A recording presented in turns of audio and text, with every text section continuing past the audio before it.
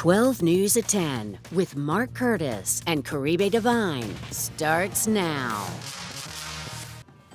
And we begin tonight with the state shutting down a Vital Valley hospital.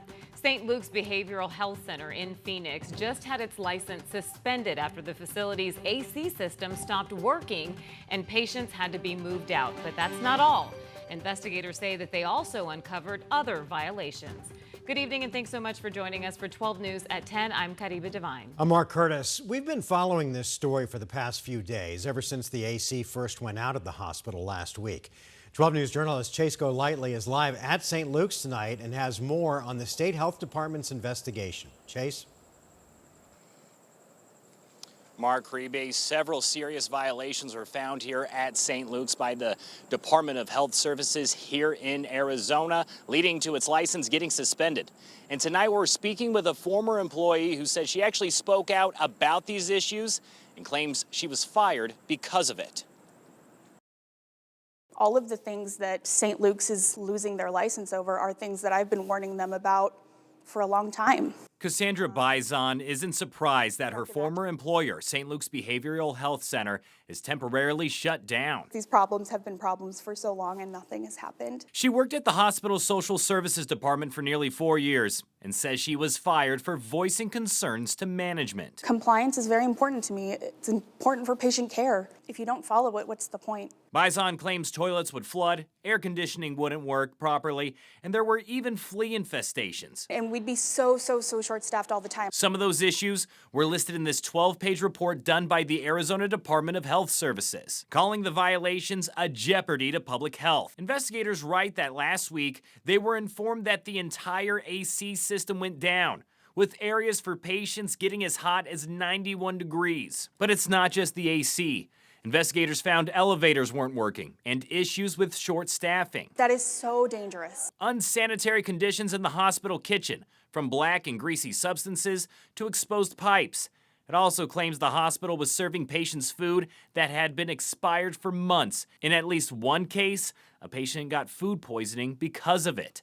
All of this and more, leading to St. Luke's license getting suspended. They failed our patients. St. Luke's and its parent company, Steward Health, provided us a statement about the decision, saying in part, quote, "We are alarmed at the state of Arizona's arbitrary decision to force St. Luke's Behavioral Health Center to suspend operations and halt patient care. It is unconscionable for the state to halt patient care without a plan in place." Bison says St. Luke's is vital to the valley and doesn't want it to be shut down for good. I'm worried what will happen. At the same time, she believes something needs to happen to make sure these problems don't continue. I do know that things do need to change, and if this is how that happens, then that's okay. From reading through those documents, it appears more than 90 patients have been taken out of the facility and moved to others here in the valley. As to when St. Luke's is getting everything cleared up and will be back up and running, that is unclear at this time, but of course we'll keep you updated as we learn more. For now, when we're in Phoenix, Chase Golightly, 12 News. Chase, thanks. Meteorologist Lindsay Riley is standing by with our weather impact forecast. And Lindsay, more dry weather the rest of the week, but no relief from the heat. No, we should be at 105 this time of year, and highs every day are going to be 110, 111. We're not setting record highs because those are around 115. Luckily, we're not hitting that, but it's still going to be dry and hot. The radar was pretty much clear all day today. The clouds have moved out. Skies are clear even across all of Arizona. Here's our monsoon meter for tomorrow. Very low numbers indicating we are looking at another dry day. High pressure is in control, and you can see zeros and ones. Ones just indicate a very isolated chance. Zeros, it'll be completely dry for the valley and out toward western Arizona. Here's our 7-day temperature profile. Not much of a difference day to day. Morning lows are going to be in the 90s, daytime highs ranging anywhere from 109 to 111, and this trend will continue through the end of next week. Here's a look at tomorrow. We're going to start off at 90 degrees at 7 a.m. Sunshine all day, no monsoon storms, and high temperatures right around 110. Caribe? All right, Lindsay, thank you. We are following some breaking news right now. This is in Tempe tonight. First responders are on the scene at Tempe Town Lake. A witness tells us that 3 search and rescue boats are in the water right now. We have reached out to Tempe Police for some more information, so we are waiting to get more details on the nature of what exactly is happening right now. So when we get those, stay with 12 News for more updates. The Maricopa County Attorney and a dozen police agencies are coming together to address teen violence. It's a huge problem, one we've reported on extensively, and it's a major concern in the Valley. So law enforcement agencies are launching a new campaign called Report, Don't Repost. 12 News journalist Bianca Bono explains. Police agencies say one of the biggest hurdles when it comes to investigating cases involving teen violence is that oftentimes videos showing the crimes are posted to social media but never reported to law enforcement. Well, good afternoon, everybody. Few issues can bring together a dozen police chiefs from all corners of the Valley, but teen violence is one of them. We all have seen a substantial number of juveniles or young adults out in the community committing crimes. Maricopa County Attorney Rachel Mitchell announcing the launch of a new campaign, Report, Don't Repost, an effort to encourage teens to report crimes to police rather than share videos of them happening on social media. This has been a really important part of what we saw in our investigation. It's a problem Queen Creek Police Chief Randy Bryce knows about firsthand. A case out of his jurisdiction led to increased attention on the issue of juvenile crime, the horrific murder of Preston Lord, the 16-year-old who was beat to death outside of a Halloween party in October last year. Following Lord's death, Bryce's department received countless tips, including social media posts and videos. And the people that are out there committing the crimes, they want to be seen. 7 defendants have been charged with first-degree murder in connection to Lord's death, and the county attorney says there's been a devastating increase in juveniles submitted for first-degree murder charges, rising from 6 cases in 2022 to 27 in 2023. Aggravated assault cases going up too, from 12 to 25. This is a societal issue that we're seeing nationwide. Gilbert Police Chief Michael Solberg says his department has also faced roadblocks when it comes to videos shared online, but not with investigators. When it's posted, it spreads, and it makes it difficult at times to figure out where it originated from, what time and where. Mitchell says this announcement is the first step, acknowledging that addressing this problem will be challenging. How do you plan on relaying this message to teens? This is also step one in the process of other things that we're going to be doing to reach out to teens. Schools obviously are one of the most effective ways to do that, and we've already taken steps in that direction. In Phoenix, Bianca Bono, 12 News. Bianca, thanks. We're learning more about the Scottsdale woman accused of stealing more than $35,000 from a middle school's Association of Parents and Teachers. Court records tell us this is not the first time that she's faced charges of stealing public funds. Nubia Gonzalez turned herself into Scottsdale police yesterday.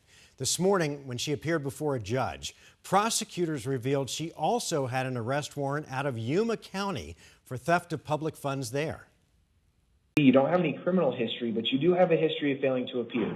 We're also here today on another warrant out of Yuma County in which you failed to appear. So, I mean, to say that you have no history of failing to appear, it's wrong because there's a warrant here that says you failed to appear. Scottsdale police say this case is similar to the fraud scheme Gonzalez executed in Scottsdale. We should learn more about her past when she appears in front of a Yuma County judge next week. New at 10, a young woman from Chandler is in critical need of medical care across the country. She is too sick to drive there or fly commercial, so she needs to take an air ambulance. 12 News journalist Gabriela Becerra is in the studio tonight with more on this. And Gabby, this journey won't be easy and it won't be cheap either. That's right, Krube. A one-way ticket on the air ambulance costs nearly $40,000. All of that cost is out of pocket and has to be paid in full before she can even board. The Miles family leaves tomorrow morning at 9 o'clock for Cleveland, where they're hoping doctors can give her a miracle.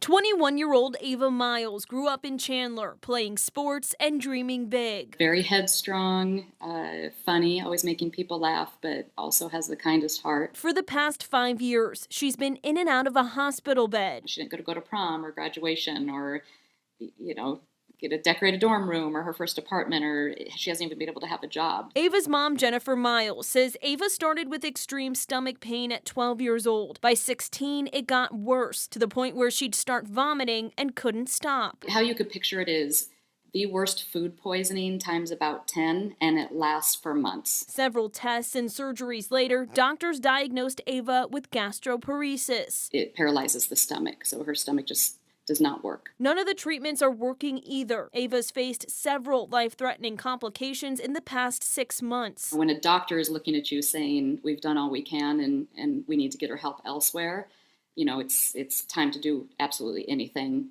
you can. Ava's doctors are now sending her to the Cleveland Clinic in Ohio, where specialists lead the nation in endoscopic therapy for gastroparesis. Ava waited a year just to get an appointment. She was just smiling ear to ear, and that is the most joy I have seen on her face in probably 2 years. But there's a setback. Jennifer says insurance won't pay for the out-of-state treatment or the transportation on an air ambulance. When you have a medical crisis that goes on for 5 or 6 years, and to this extent, and you know, to the extent that I had to stop working to care for her, she can't be left alone.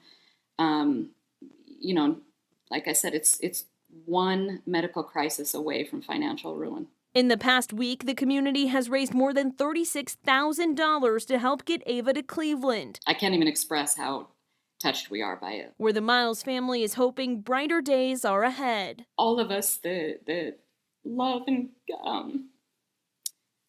love Ava and know who she is and know what a special girl she is, we just want her to have her quality of life back. And that GoFundMe page was created to help the Miles family pay for the air ambulance and the medical bills from Cleveland. We have a link to that on our website, 12news.com. Back to you, Caribe. All right, Gabby, we hope that Ava gets the care that she needs to get healthy. All right, thank you.